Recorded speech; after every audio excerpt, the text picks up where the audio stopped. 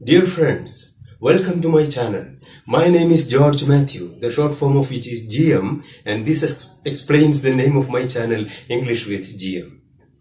My objective is to help you understand the accurate pronunciation of English words and master good reading habits through engaging conversations. Whether you are a beginner or seeking to enhance your language skills, this series is your passport to linguistic excellence. So let's kick off our first conversation on a very critical topic, Israel and Hamas. I strongly feel it's time for us to earnestly explore the path to peace between Israel and Hamas. The ongoing conflict has inflicted immense suffering on both sides. I agree, but where do we even start? The animosity runs deep and the history of distrust and violence is overwhelming. Absolutely. But isn't it worth delving into common ground? Israelis and Palestinians share a desire for security and a peaceful life for their families.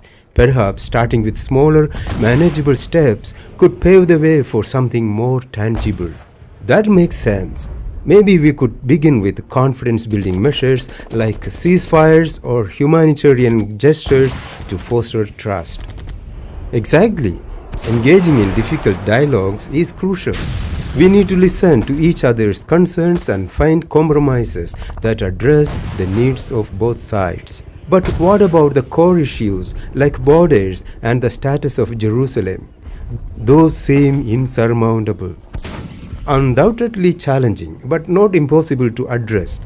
A phased approach could work, focusing on less contentious issues initially and gradually addressing the more complex ones as trust and cooperation increase.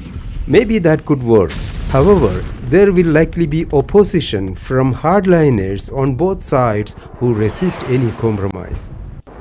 True, and that's why strong leadership and international support are crucial.